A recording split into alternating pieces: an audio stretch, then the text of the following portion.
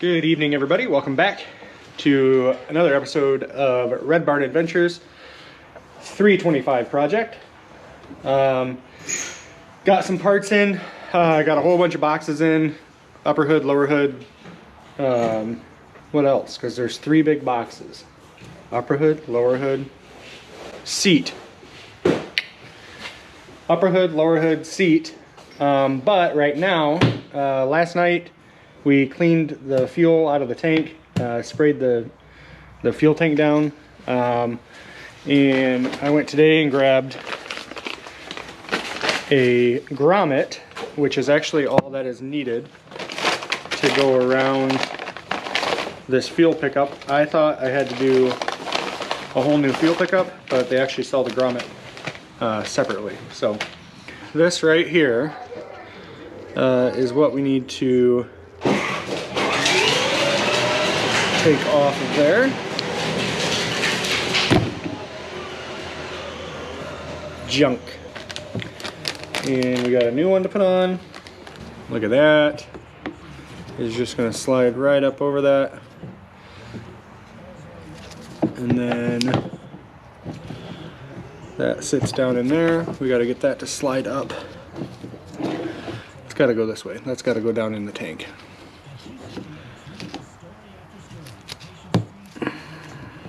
There we go. There we go. So once we push that down in the tank, that's not gonna really want to come out of there. But the next thing we need to do, I'm gonna replace all the fuel line. It's really stiff, brittle, plus it's all junky and whatnot. So we want to get that off of there. Take our needle nose, give that a quick twist. Try not to break that while we're doing it. Another way to do this is we actually cut that. How is it on? I took the battery out. Oh. No, that'll just pull out. It's a lot easier if you just snip that off there.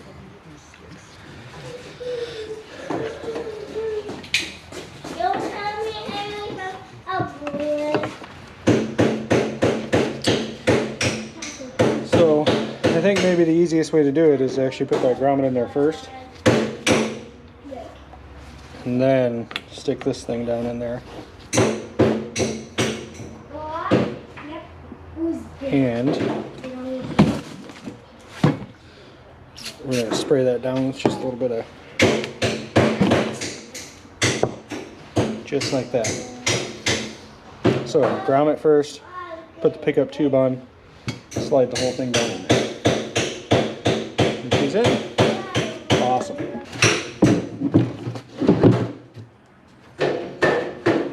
We got our new fuel line. This runs along the frame right here,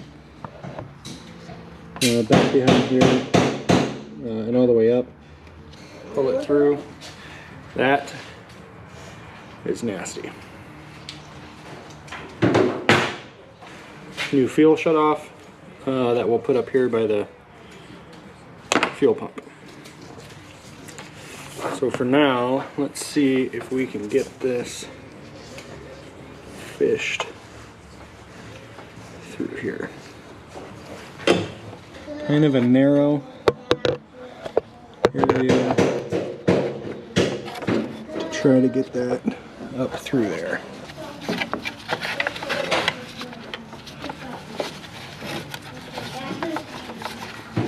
This tank, just like so.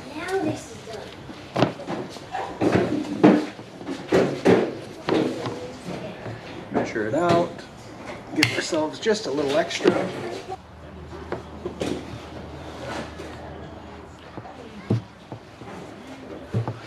Beautiful. Put you down on there, spin it down. Hi. Wes is saying hi. Huh? I can get up here. There you go. I can get up there.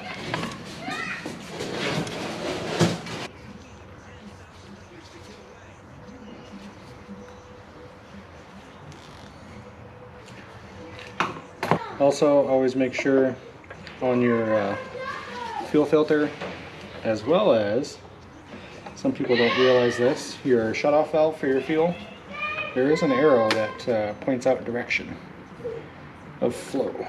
So I think what we'll do now is we're gonna throw some fresh fuel in here. I don't know if I have enough, but we're gonna see if we have enough. Throw some fresh fuel in here and make sure that it starts. And then once it does that, I'll put the air box back on with the new air filter and drop the lift down, take it outside, and we'll give it a good wash, so long as it fires up.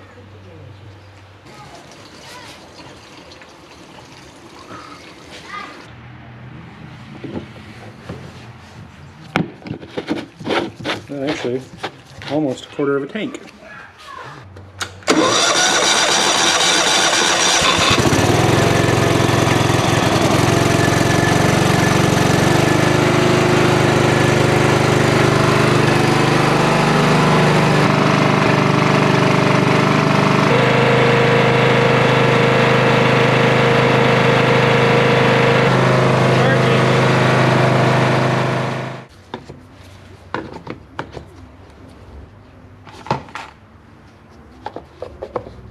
There we go.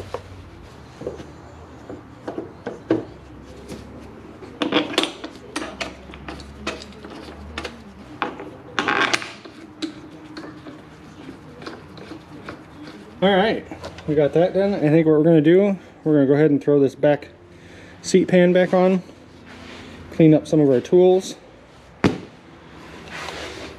and see if we can get her outside. Stay tuned.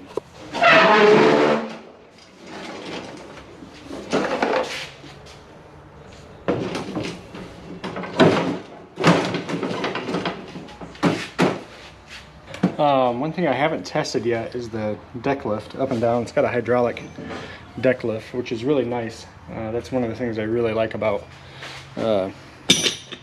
this series of tractor, the 300 series. A lot of them will have the lever over here that you do it from. The newer ones now have a foot pedal. I don't know why John Deere ever got away from doing the hydraulic deck lift. Really, really nice feature. I think a lot of people like it. So let's see if it works.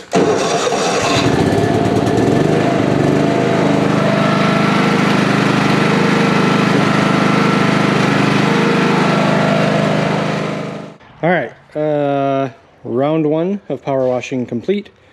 Once we get it all put back together, we'll give it another good wash. A couple things I noticed while I was power washing it, getting down underneath, inside the deck and everything. There's no PTO on this. The wires from the tractor are going down there, but there's no PTO up on the shaft, so that's gonna be a little bit of an added expense. That won't look good on the spreadsheet.